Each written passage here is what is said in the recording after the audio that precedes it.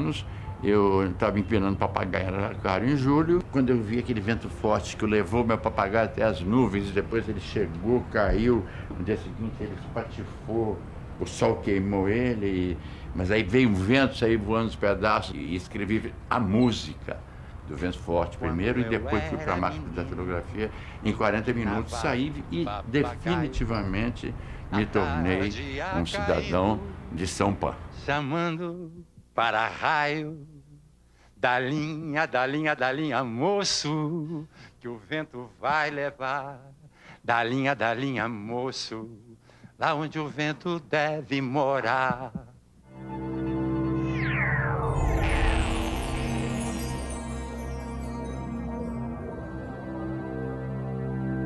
A oficina começou no ano de 1958, na Faculdade de Direito lá com São Francisco. Eu já tinha feito uma temporada de teatro em que eu ganhei um teste para 50 candidatos para fazer o Chá e Simpatia no Rio de Janeiro. E voltei porque prometi para minha família que eu ia terminar a Faculdade de Direito.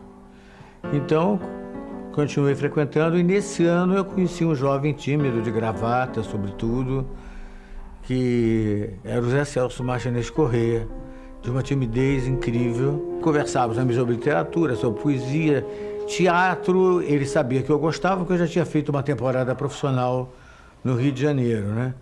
Eu acho que empolgado com isso, ele escreveu uma peça que se chamava Vento Forte para um Papagaio Subir, que tinha tudo a ver com a temática do nosso tempo, que era o rompimento com os valores da classe média. E ele até fez uma música que era uma bandeira pra gente, era linda, era assim: eu hoje vou fugir com o vento, vou até o firmamento, vou ver a terra brilhar, vou abrir bem os meus braços, me lançar por esse espaço, aventar, aventar. Era o que nós queríamos, realmente, né? Sair por aí. O grupo quis montar exatamente essa peça nesse lugar, onde tinha um teatro espírita, que tinha caveira de burro, diziam. Nada que se fazia lá dava certo. Mas não sei o que aconteceu. Nos 3 dias que nós fizemos essa peça, alugando do Teatro Novos Comediantes, que era um teatrinho pequenininho, e durante esses 3 dias houve uma paixão.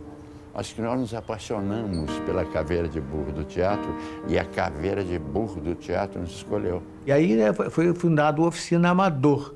O Vento Forte para Papagaio Subir foi a primeira peça, junto com a Ponte do Carlos Queiroz Teles. Depois a Celso escreveu Incubadeira, ainda Amador. Fizemos As Moscas, do Sartre. Fizemos algumas peças como Teatro Amador, até que resolvemos profissionalizar em 1961. Aí daquele grupo enorme que tinha oficina na faculdade, sumiu todo mundo, ficamos eu e Zé Celso, né? E fomos nos aliar a quem? A Eti Fraser, que também era uma sonhadora com o teatro, etc. E começamos a formar um grupo que foi o primeiro grupo de teatro oficina profissional. Era professora de inglês e eu sempre me interessei muito por teatro. Tinha uma classe que eu gostava demais, na Ofélia Fonseca. E eu falava muito de teatro. Então, um dia, tinha uma menina muito inteligente, namoradinha de Renato Borg.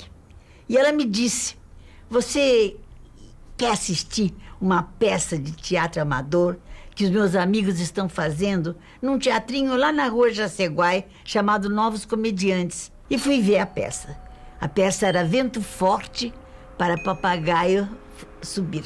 E a Ponte, eram as 2 peças. E eu fui ver a peça. Quando terminou, eu fiquei tão entusiasmada com aqueles jovens que eu subi ao palco. Eles deviam ter uns 19, 20 anos e eu já tinha 27. Eu era bem gorda, né? Era uma senhora, né? Aí eu cheguei, fui cumprimentei o autor da peça, cumprimentei o diretor, cumprimentei todo mundo. Aí o autor virou-se para mim e disse assim: você não quer fazer um teste para fazer uma peça que eu tenho que apresentar daqui a 1 mês no 2º Festival de Estudantes de Santos? Falei: como fazer um teste? Sabe se eu sei representar? Não, mas pelo que você fala de que você fez teatro no colégio na Inglaterra, você deve pelo menos saber o beabá. O autor dessa peça era José Celso Martinez Corrêa. E foi assim que eu fui fazer o teste no dia seguinte e eu consegui o papel da mãe da peça Incubadeira. Aí, um mês depois, estreamos em Santos, no teatro, no Cine Independência, e eu ganhei o prêmio de melhor atriz. Zé Celso ganhou o prêmio de melhor autor e a Miradade. Aí o Miradade ganhou o prêmio de melhor diretor. Em 1960, quando o Sartre veio ao Brasil, a gente pediu a ele os direitos sobre um roteiro de cinema, que era a Engrenagem, que era a história de Cuba, né? Um cara que faz uma república socialista e começa a receber visita de embaixadores da CIA, etc. A peça era isso. E nós pedimos a ele os direitos e ele gentilmente cedeu gratuitamente para que nós fizéssemos uma montagem teatral. Fizemos no Teatro Bela Vista e depois quisemos fazer em praça pública. Escolhemos o Monumento do Ipiranga, ali em frente ao Museu do Ipiranga, o Monumento da Independência. Quando nós começamos a representar, fomos impedidos pela polícia. Então eu me lembro que a gente se amordaçou e ficou em frente ao monumento amordaçado por um tempo, né? Isso ainda no Teatro Amador, né? Tudo isso foi um período de muita conscientização, acho que para mim e para o Zé Celso, do abismo que havia entre as classes sociais, da luta que precisava haver para se criar algum avanço nesse tipo de realidade, né? Eu acho que com a Engrenagem a gente decidiu que ia fazer um teatro participante das lutas sociais do nosso tempo. Aí nos formamos na faculdade, a primeira coisa que nós fizemos foi, agora temos que nos profissionalizar, foi alugar esse lugar do Sr. Cocosa, que era um italiano que cantava ópera. Era um teatro espírita. Era o teatro espírita dos espíritas que foram expulsos por falta de pagamento. E a gente alugou o teatro pensando que estava alugando um teatro. Mas quando nós entramos, os espíritos tinham levado o palco, a plateia, tinham levado tudo, ficou um garajão, chão de cimento batido, e era preciso construir um teatro ali dentro. Aí nós ficamos apavorados, né? Como é que nós vamos fazer? A gente vai ter que estrear tudo, né? E aí nós tivemos uma ideia genial. Eu não me lembro se fui eu que tive, não sei quem foi, acho que fui eu que tive, de fazer uns cartõezinhos, e com esses cartõezinhos a gente vender na porta dos teatros, pedir licença às outras companhias, vender esses cartõezinhos que eram permanentes para a oficina. Tinha uma coisa chamada teatro a domicílio, em que a gente ia fazer teatro na casa dos Granfinos do Pacaembu. E a gente entrava na casa deles pela porta de serviço. Eles não deixavam a gente entrar pela porta da frente. Ficávamos lá na área de serviço até a hora de representar para os Granfinos, pagavam e a gente saía pela porta de serviço e ia embora. Mas levantamos um bom dinheiro para a construção do teatro, fazendo teatro a domicílio. Foi outra tática, além da cadeira cativa e do livro de ouro e outras coisas, né? E a Eti era uma vendedora excepcional, né? A Eti vendeu cadeira cativa como uma louca, vendeu muito. Começamos a convidar atores profissionais, porque nós queríamos profissionalizar. Os estudantes tinham ido todos embora, quer dizer, que é só eu e o Zé Celso, então convidamos a Eti, convidamos a Célia Helena e convidamos o Kuznet, que era um ator consagradíssimo, já tinha feito muita coisa, e ele disse: "Ô, Renato, eu aceito, contanto que eu possa ser", tentando levantar a calça, assim, né? "Contanto que eu possa ser professor de interpretação do grupo". Ora, que luxo! Não é? Um herdeiro de Stanislavski. Eu acho que eu tive 4 anos de aula com o curso de grupo, teve aulas diárias do método Stanislavski, que foi a nossa primeira formação. O Kuznet foi vital em tudo. Primeiro, ele dava aulas lá no Teatro Oficina. E todos nós da Oficina fazíamos o curso. Quando ele via que alguma coisa estava errada, ele nos ensaiava, ele chamava a atenção do Zé Celso, ele tinha autoridade para isso. Então ele foi fundamental. O Kuznet foi uma pessoa fundamental na Oficina, mas absolutamente fundamental. E nós estreamos aqui com A Vida Impressa em Dólar, que era uma peça americana do Group Theatre, da época da Depressão de 29, Awake and Sing. Essa peça fez um sucesso enorme. Era uma peça muito bem ensaiada no processo Stanislavski. Era uma peça muito bonita. Foi um primeiro trabalho de direção do Zé Celso, que era um trabalho, já revelava o grande diretor que ele seria. Aí eu já estava grávida, eu tive que parar. Aí eu parei, aí foi fiquei 2 anos fora. Eu fui ver a peça Os Pequenos Burgueses. Na hora que eu vi aquela peça, eu enlouqueci. Eu enlouqueci, porque aquele papel era para mim, né? Quando eu vi aquele personagem da mãe, eu falei, pô, esse personagem era para mim. Pra quê, menina? Nunca mais eu faço isso. Nunca mais eu digo, esse personagem é para mim. Cheguei em casa, nós fomos dormir. 1h da manhã eu escuto lá embaixo, Chico! Eles tinham ido apresentar os personagens na televisão, um por um. E o Zé Celso ia falando o nome do ator e o personagem, o nome do ator e o personagem. E pulou sem querer a atriz que fazia esse personagem. Ela ficou tão pé da vida que ela pediu substituição imediatamente. Quando eles falaram, pelo amor de Deus, Ed, entrei fazendo o personagem. Quer dizer, foi uns 15 dias depois da estreia, né? Entrei fazendo o personagem, né? E o papel do passarinheiro era feito também por um outro ator, que também passou-se alguns meses, ele também pediu substituição e o Chico entrou, fazer o passarinheiro. Aí o resto da vida, nós dois fizemos esses 2 personagens. Naquela época nós estávamos no Stanislavski, né? No realismo stanislavskiano e no Actor Studio, o Eugênio Kuzin trabalhando conosco, a gente fazendo laboratório de interpretação, a gente fazendo tudo para quebrar, que era a nossa coraça de anos 50, aquela coisa de pequeno burguês, né? Tanto que nós montamos Pequenos Burgueses do Gorky para nos se dar como classe. E a gente trabalhava de terça a domingo, fazendo 2 sessões no sábado e 2 no domingo. E Pequenos Burgueses teve mais de 1000 representações. O Fernando Peixoto e a Ítala chegaram aqui antes dos Pequenos Burgueses. Tanto que eles entraram nos Pequenos Burgueses. O Fernando no papel do Shishkin e a Ítala no papel da Tsvetaeva.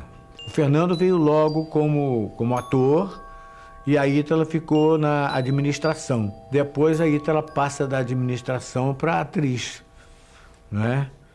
E a partir daí ela passou a participar de todos os espetáculos conosco, né? Era uma coisa inacreditável, Pequenos Burgueses. Era inacreditável, era uma coisa. E aí era o espetáculo, o carro foi o carro-chefe da oficina. Aí veio 64, veio a ditadura. Em março de 1964, né? Veio a Revolução e começou aquele negócio, né, de queimar livros que tinha conotação de esquerda. O Renato, o Zé Celso e o Fernando, e eles todos tinham uma conotação política muito grande com a esquerda, né? Então tinham que sumir. Todos sumiram. Um foi esconder na fazenda da Célia Helena, o outro foi para o Rio Grande do Sul.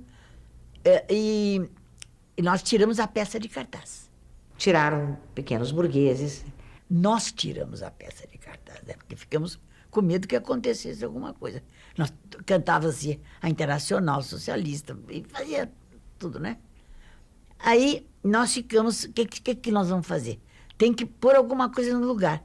Aí resolvemos fazer Toda Donzela Tem um Pai que é uma Fera. O Corte ficou com a direção do Toda Donzela. E nós fizemos Toda Donzela Tem um Pai que é uma Fera.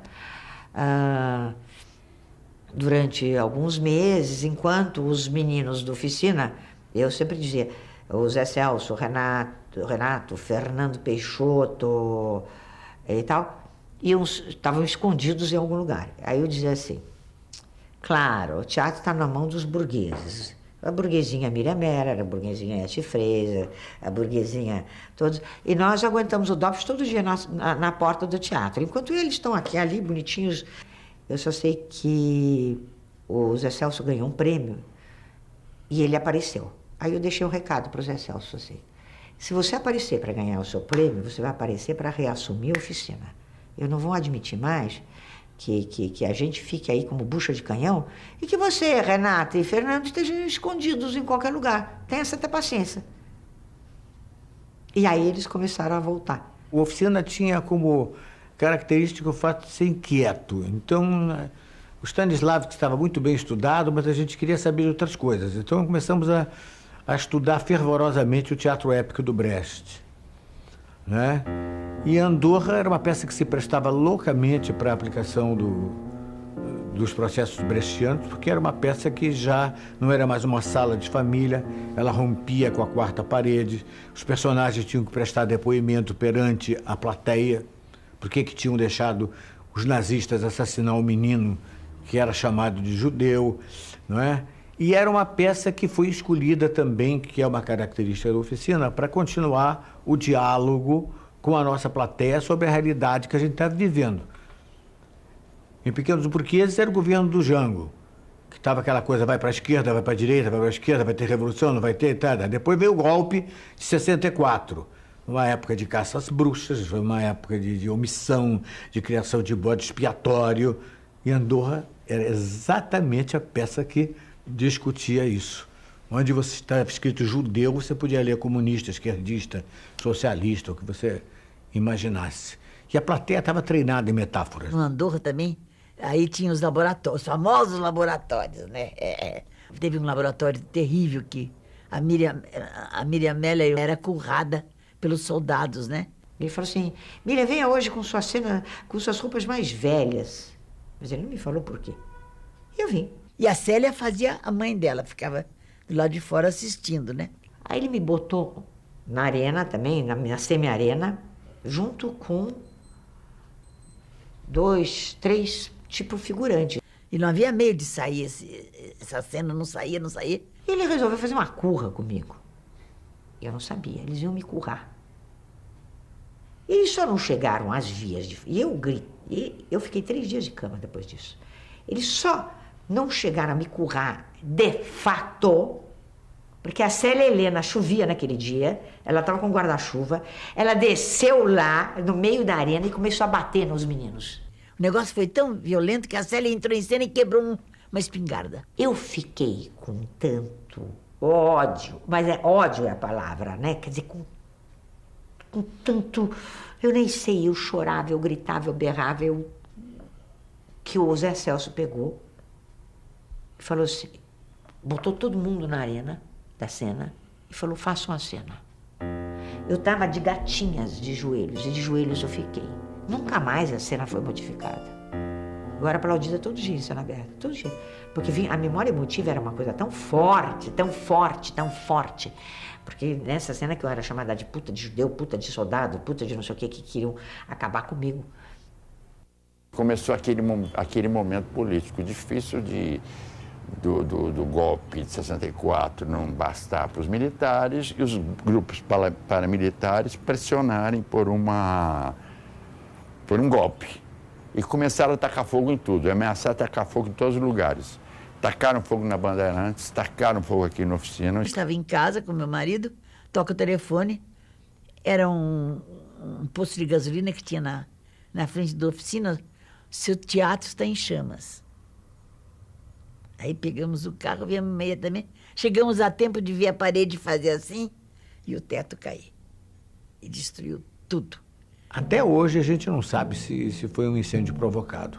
Porque como depois eles invadiram teatros, quebraram perna de pessoas, bateram, ameaçaram de morte, fizeram coisas terríveis com o avançar da ditadura, por que não, né, incendiar o Teatro Oficina, que era um foco de resistência? Com o incêndio do Oficina, a gente fez uma temporada retrospectiva dos grandes êxitos da Oficina no Rio de Janeiro, não é? E lá nós tivemos 9 meses de Maison de France lotada. Nessa época a gente fez com o Luiz Carlos Maciel um laboratório muito importante. Era um laboratório pelo gesto social, que a gente procurava o gesto do brasileiro operário, do brasileiro bancário, enfim, do pai de família, da dona de casa, do banqueiro, do bancário, das pessoas que ficam na fila de ônibus. Isso aí deu uma enorme vontade de fazer um texto brasileiro, de falar a língua brasileira, não uma tradução, Nós queríamos falar um texto nacional, né? O Luiz Carlos Maciel falou sobre o Rei da Vela, ninguém conhecia. Um dia eu achei na estante da minha casa um livrinho com as páginas bem amareladas, comida de traça, e li e fiquei espantado, como até então ninguém conhecia aquilo, né? Eu li para os meus companheiros de grupo, o Fernando e a Ítala se empolgaram imediatamente, e o Zé Celso ficou um pouquinho receoso. Falou, não, acho meio panfletária, não sei, tem uma literatura desorganizada, não é uma coisa, não era parecido com as coisas que a gente tinha feito até ali, que eram obras-primas da literatura. E essa peça do Oswald era uma peça cubista, ela tinha uma outra organização, né? E eu propus, então, fazer a leitura da peça em sindicatos, clubes, apartamentos de amigos, e eu lia todos os papéis. E eu me lembro que a reação era de perplexidade pela veemência do texto e, ao mesmo tempo, de diversão. O Rei da Vela divertia. Era muito forte o Rei da Vela, porque foi uma transformação de linguagem. Estávamos no Rio de Janeiro e o Zé Celso e o Renato vieram com essa peça, O Rei da Vela. Eu achei aquilo um horror. Quando o Zé Celso começou a falar em fazer o primeiro ato, circo, o segundo ato, teatro de revista, o terceiro ato, ópera, aí a gente começou a pirar. Realmente aquilo foi... E começaram a aparecer as primeiras roupas e começaram a dizer pra gente, olha, foi realmente uma virada. Nossa, embarquei completamente. Menina, imagina, apareci pela primeira vez na minha vida gordinha daquele jeito, no maiô de veludo, com as pernas. Era uma avacalhação mesmo, mas era muito, muito, muito... Essa exuberância que tinha a peça, pra gente era uma coisa muito maravilhosa. O efeito que dava no público, tinha gente que xingava, tinha gente que saía no meio, tinha gente que discutia, queria discutir com os atores. Tinha de tudo, né? De tudo. Tinha um boneco de uns 3 metros de altura na boca de cena, né? No primeiro ato, do meio das pernas do boneco, surgia então um canhão com uma luz e dava os tiros, né? Os 3 tiros, né?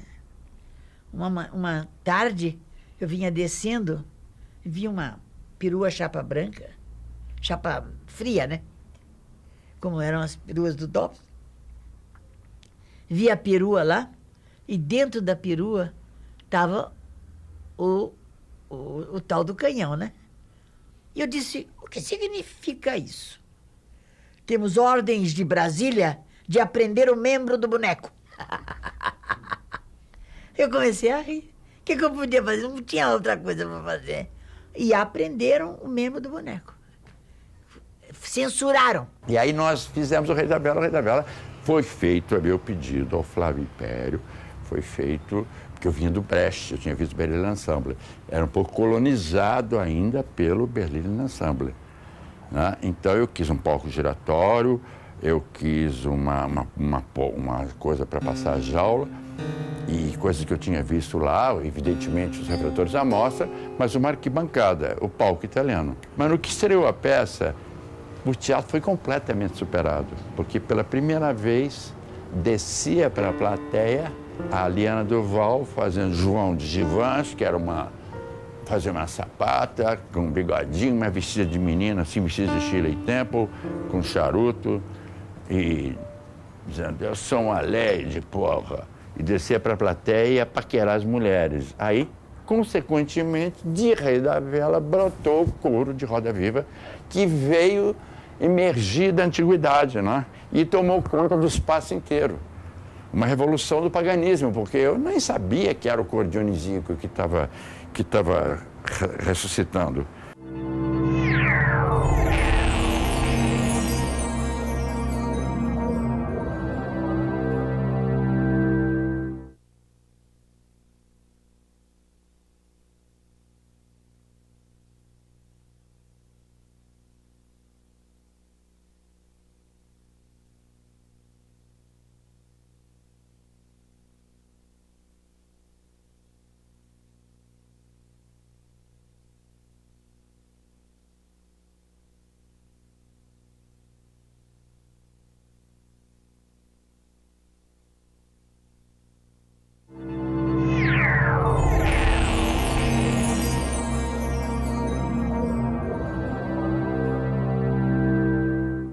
E Nancy, nós ganhamos lá em Nancy o direito de apresentar a peça em Paris, no Teatro Aubervilliers de Paris.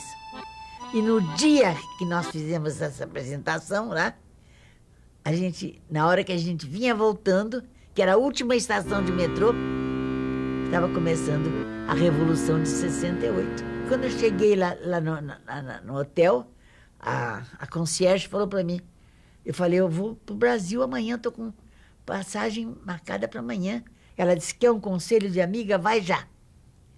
Não espera amanhã, porque amanhã não vai sair nada. Vai já para o aeroporto. Aí o Renato e o Abrão Farc atravessaram comigo com a minha mala, peguei um táxi e fui para o aeroporto 1h da manhã. Fiquei a noite inteira, embarquei e justamente o meu avião foi o último a sair naquele fim de semana, depois não saiu mais. E aí ficaram todos presos em Paris. Demorou bastante tempo até eles conseguirem voltar para o Brasil, né? Aí o Zé Celso passou pelo Rio de Janeiro, já veio com a ideia de fazer Galileu Galilei, já trouxe uma turma do Rio de Janeiro que eu não gostei, nem eu nem Chico. Eu estava cansada, estava muito cansada, e eu pedi para eles para me afastar, e aí eu não voltei mais. Aí eu ainda assisti Galileu Galilei, achei maravilhoso. Na Selva das Cidades, para mim, foi um dos espetáculos mais lindos que eu já vi na minha vida. Eu ainda vi Galileu e na Selva das Cidades, e depois aquela segunda fase, O que aconteceu na época do Galileu foi o ato institucional número 5, o famoso AI-5, que foram suprimidas todas as garantias constitucionais dos cidadãos, né? A ditadura fechou, tudo estava proibido, muita gente foi presa, muita gente morreu. Nós precisávamos falar disso. E a peça Galileu era uma luva, porque falava exatamente da violência da igreja, do poder da igreja, sobre o trabalho intelectual daquele homem que confirma que a Terra não é o centro do universo, que ela gira em torno do Sol, e ele tenta levar essas ideias ao clero e acaba sendo ameaçado de tortura, sendo ameaçado de ser queimado vivo, etc., né? Montamos em 13 dias. E montamos sabendo que a peça ia ser um sucesso. Só que com os padres da Inquisição vestidos com fardas militares e o coro invadindo, mas sem poder se comunicar, porque tinha uma grade na frente que abriu o espetáculo e era proibido olhar para o público. Só que a gente de vez em quando desobedecia, aí a polícia chamava. Aí fizemos uma viagem pelo Brasil maravilhosa, montamos a Selva das Cidades, porque a coisa foi fechando, a gente já não podia escolher uma peça assim muito sintonizada com o tempo, e a gente foi de uma sabedoria, a nossa ignorância nos levou a uma sabedoria extraordinária, porque foi a primeira peça que nós fizemos para nós mesmos, para o nosso corpo, onde a gente descobriu completamente o corpo e onde a gente descobriu mais que o corpo do lugar onde nós estávamos, do Teatro Oficina. A gente tinha sofrido muito, tínhamos passado por momentos muito difíceis. E a Selva foi um momento em que a gente se deu o prazer de falar da gente, sobre o que se passava com as pessoas que estavam lá dentro trabalhando, né? Era uma luta de opinião entre dois homens que um queria comprar a opinião do outro e o outro não vende. E aí isso trava uma luta de morte que destrói casa, família, tudo. Era uma peça que até as últimas consequências assim do poder econômico sobre o mais pobre, e o mais pobre sai vencendo porque quer liberdade, mas sacrifica tudo. Nessa época já tínhamos passado do Brecht para o Grotowski. Então a gente fez laboratórios achando que estava fazendo Grotowski. A gente conhecia de livro, mas não tinha a menor ideia de como é que era um laboratório do Grotowski, nem como é que o Grotowski trabalhava. Eram os livros que a gente lia e ficava... Nós criamos uma linguagem própria e criamos uma série de recursos nossos belíssimos. Quando a Lina Bade veio, instalou um rink de boxe no meio da arquibancada, botou uma arquibancada popular no palco, deixou outra arquibancada de pedra, e os atores iam destruindo aquele ringue. A Lina Bade pegou as árvores que tinham sido derrubadas para fazer o Minhocão e botou em cena, entrava em cena, tinha vários maquinistas, e eles traziam com fio de aço uma cena chamada aquela porrada, Área Verde. Entrava a Lotte Lehner cantando September Song, a Ítala Nandi de preto e o Otton Bastos, e eles transavam e ela exigia que ele pagasse ela. E entrava a Área Verde, um gangster, o Flávio Santiago, jogava um pouquinho de verde, mas entrava aquelas toras. Quando acabava a cena, aquelas toras milagrosamente ruíam e ficavam no lixo. Teve uma crise. Ninguém sabia o que montar. Foi a época do Garrastazu Médici, guerrilha urbana começando. E a gente não achava o que fazer. Qualquer peça não nos parecia que pudesse abordar aquilo que estava acontecendo. Nós tínhamos passado pela Europa, tínhamos convidado o Living Theatre para vir ao Brasil, eles vieram, ficaram aqui, nós não tínhamos como receber, eles foram todos para o meu apartamento de quarto e sala, eu saí, ficou 20 pessoas amontoadas lá, o convívio com o Living, a leitura dos roteiros do Living, tudo que se tinha escrito sobre o Living, tudo isso nos influenciou muito. E a gente decidiu fazer, então, um roteiro que se chamou Trabalho Novo e sair para uma viagem pelo Brasil inteiro até Manaus.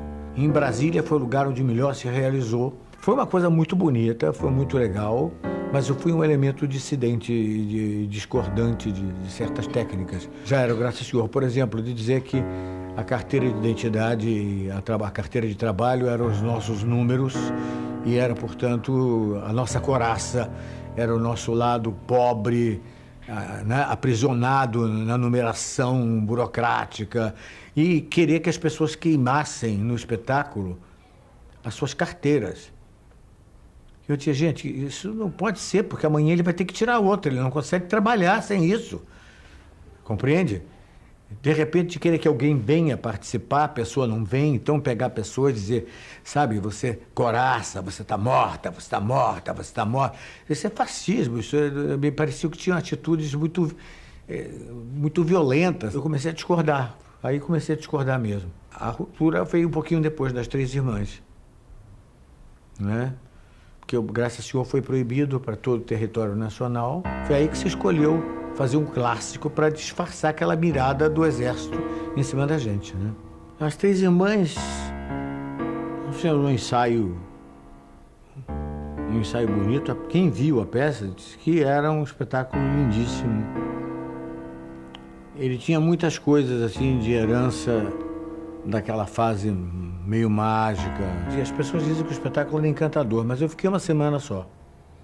Porque no dia 31 de dezembro de 72 para 73, na mudança do ano, né, o Oficina fez um espetáculo das Três Irmãs de comemoração de passagem de ano. E eu fiz o primeiro ato, quando eu fui fazer o segundo ato, fui trocar de roupa, eu ouvi a plateia uma coisa estranha, que era corrente firma! E tal, é um candomblé desgraçado, todo aí eu ouvi assim, corrente firma! Aí quando eu cheguei, encontrei a plateia completamente possuída, alucinada, que era uma coisa do Graça Senhor, era uma coisa né, uma pesquisa que interessava demais a ele, e ele não queria abrir mão, mas não era a hora de fazer aquilo. Né? Nós estávamos no meio das Três Irmãs. Eu olhei bem no meu camarim, eu olhei para minha cara, falei, você acredita nisso? Não.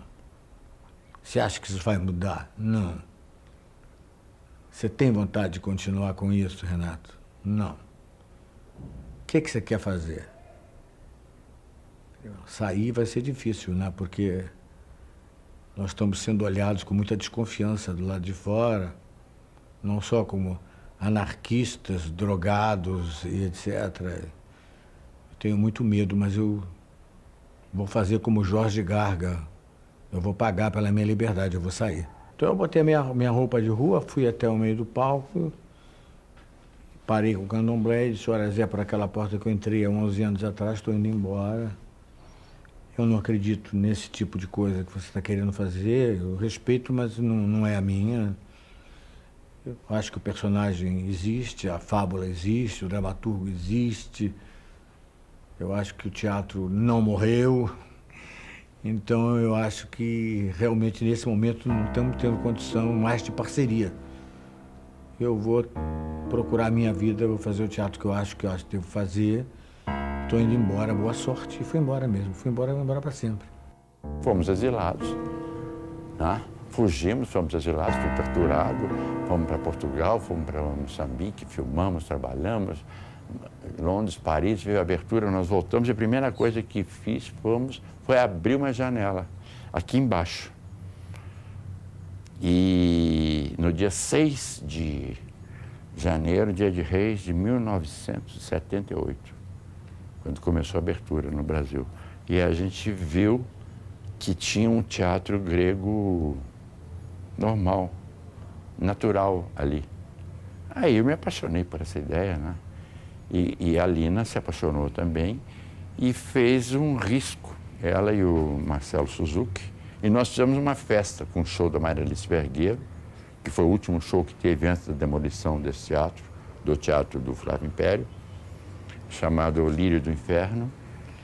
E nós projetamos o primeiro desenho da Lina. Então, o Zé Celso, quando ele veio do exílio, ele já não queria mais a divisão palco-plateia.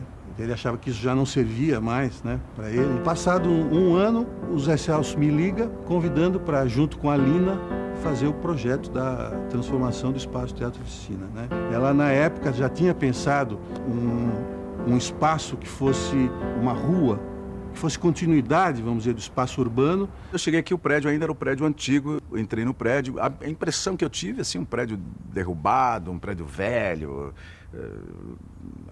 sei lá, cheio de goteiras e tudo mais. Depois eu fui compreender que esse prédio, ele era o centro de uma briga, de uma questão. O Oficina, diferentemente do que acontece hoje, mais de 20 anos depois, era uma coisa muito marginalizada, demais mesmo. Eu tinha realmente um tempo de glória, maravilhoso, lindo, banana, mas tinha acabado, segundo.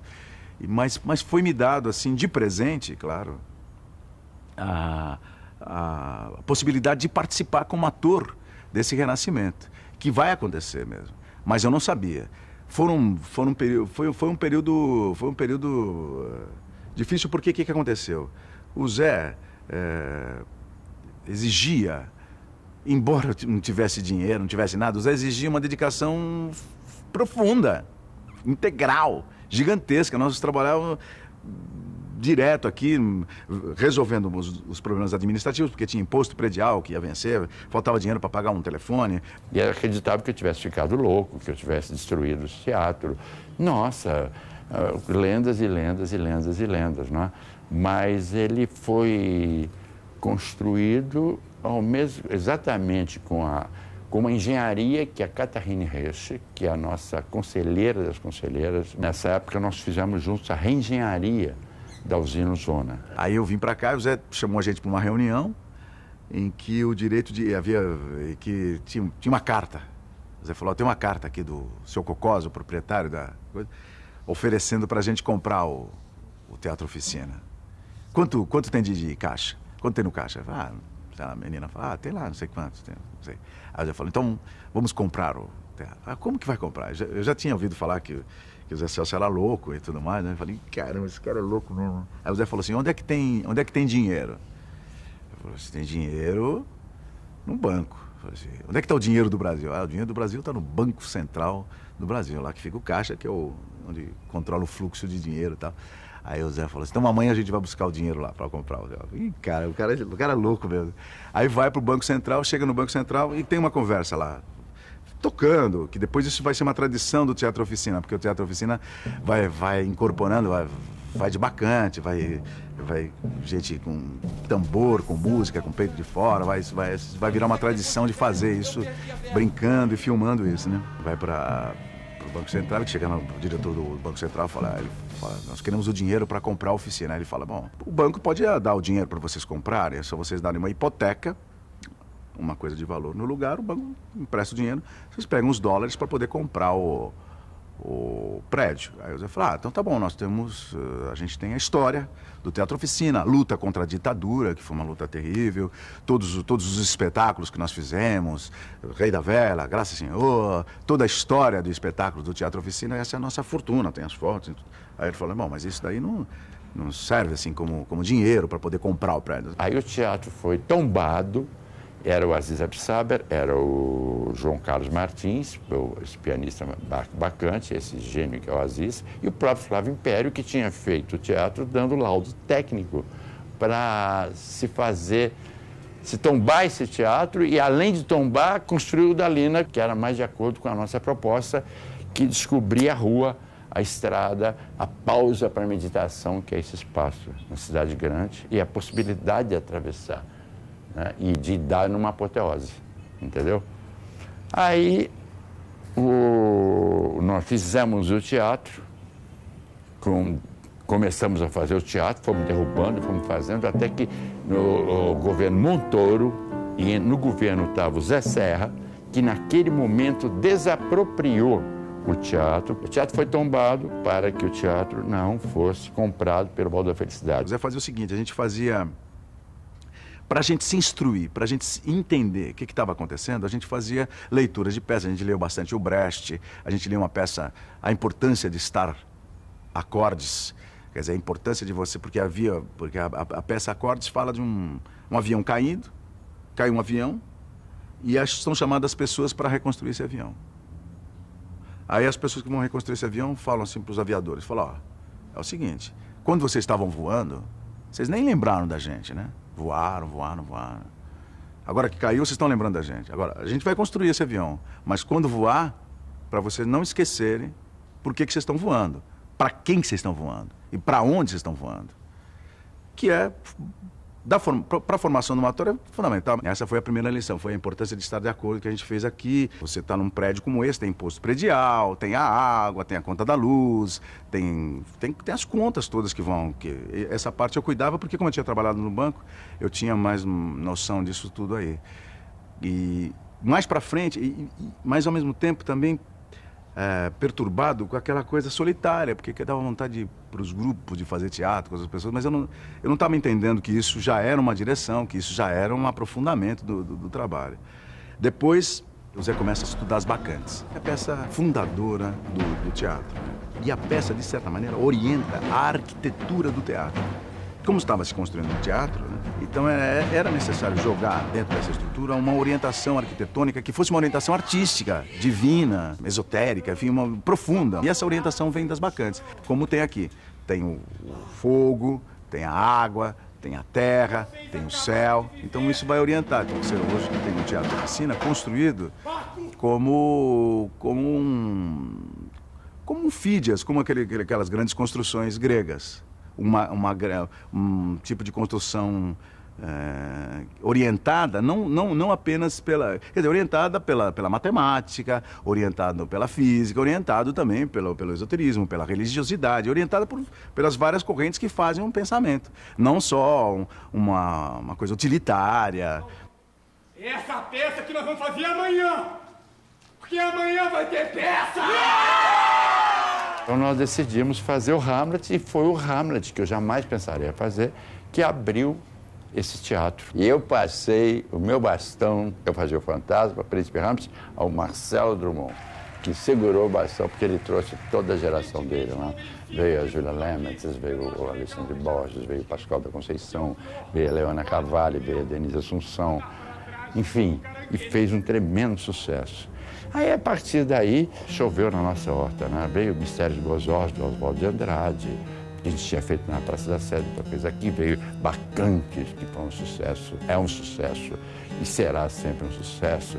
Nós estamos refazendo, apesar de ter saído o DVD dela, porque os atores amam fazer, os cantores amam fazer, e ela vai sair puxando uma dionisíaca viajante a primeira dionisíaca viajante do festival do teatro, da Associação Teatro Oficina Usina Zona, 50 anos. Desconstruir o que é a majestade.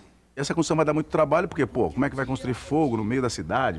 Vai pôr água, uma cachoeira, que tudo isso vai dar muito trabalho com os arquitetos, com os engenheiros, então nem sempre dá muito. Isso vai ser discutido, nossa, entre o governo federal, o Celso Furtado, Fábio Magalhães, e essas negociações, esses projetos, esses contratos, tudo mais, a parte meio de office boy disso foi eu que vou fazer, que depois vai me dar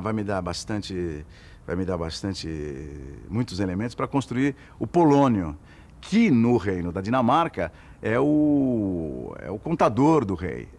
E na companhia do Shakespeare o Polônio é o caixa da companhia, quem paga os atores e tudo mais. Isso depois eu vou descobrir mais tarde, estudando a história disso. Já nas Bacantes, eu vou ser Cadmus, que vai ser o governador de Tebas, que foi quem viu a construção, né, das torres. Eu não construí, mas eu vi a construção, eu paguei os empreiteiros com o dinheiro que vinha para cá, eu fiz as contas daqui, lutei profundamente para esse acontecimento. Então, por exemplo, quando eu entro para fazer Cadmus, evidentemente que eu entro imbuído de um pensamento de muita verdade, de muita profundidade dentro de mim, né, do que significa construir as torres de Tebas.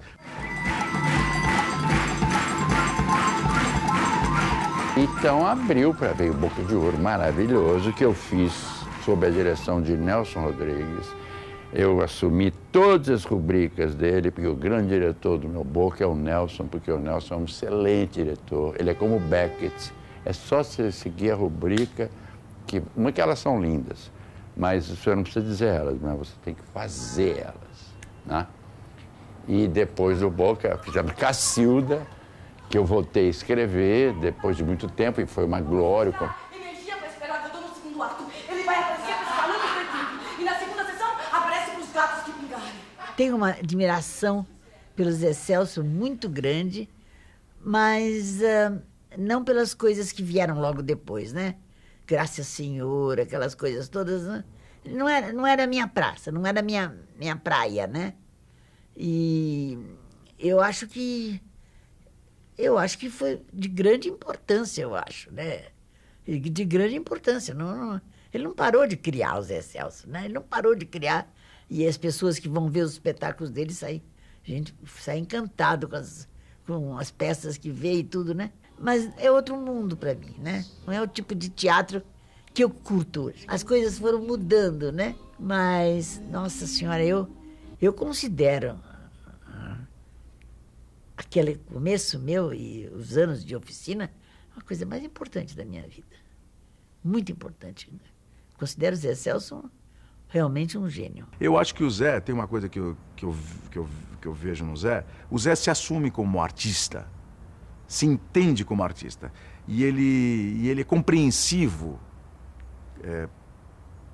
pelo artista que ele é.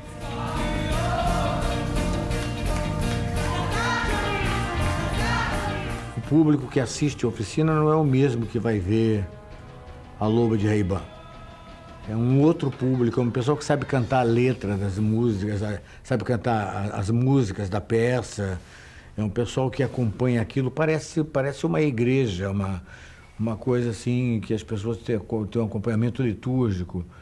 E ao mesmo tempo é aquela coisa pela liberação, pela sexualidade, pela orgia, etc., né?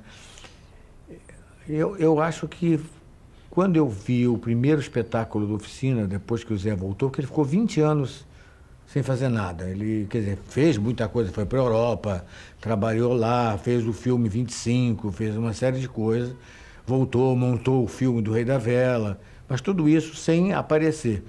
Quando ele trouxe o primeiro espetáculo dele, eu já achei muito interessante, que foi As Boas, do Eugênie. E quando estreou o Hamlet, naquele Teatro Passarela, já foi liberador.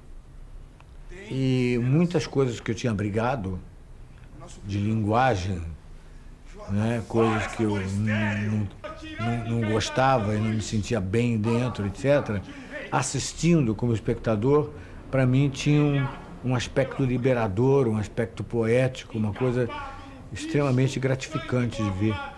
E eu vi grandes espetáculos lá. Eu vi Cacilda, que era um grande espetáculo, As Bacantes, que eu achei outro grande espetáculo. Vi muitas coisas excepcionais na oficina. Os Sertões, então nem se diga, os Sertões é uma coisa maravilhosa. Então eu acho que ali ele realmente estava numa outra pesquisa. E eu não estava dentro dessa corrente, não é verdade? Tanto que eu acho que, admirando da maneira que admiro e gostando da maneira que gosto, eu não seria um ator de oficina hoje, porque eu não sou adequado para aquilo. Acho que as pessoas que estão lá, elas estão muito preparadas para entrar naquele tipo de linguagem, né? Mas admiro profundamente, vou ver tudo. Hoje em dia nós somos uma associação. Os Sertões serviu para eu saber o que é ser conselheiro. Eu não sou juiz, não escolhi nenhuma peça até hoje que eu fiz, eu sou conselheiro. E a gente é regido por vários conselhos. Quer dizer, eu não me ocupo da parte de produção, de finanças, da parte de luz. Eu vou atrás de financiamento, claro. Eu abro portas, mas depois eu passo a bola. A banda, os atores, eu tento desenvolver, assim, a maior autonomia bárquica em cada ator. Quero que cada ator se coroe e solte o canastrão dele, solte a performance dele. A gente tem que ser sendo. A gente não pode ficar com máscaras, com classificação. Ninguém é o que é todo o tempo. Eu não sou diretor de teatro, eu não sou Zé Celso Martinez Corrêa, eu não sou Zé Celso, eu sou Zé. Eu sei lá, eu sou um corpo que está aí dentro de outros corpos que estão aqui na minha frente. E o que importa é que eu estou sentindo que muita gente, através da meditação, através desse desmoramento de tudo, vai encontrando o seu centro e vai tendo coragem de ser.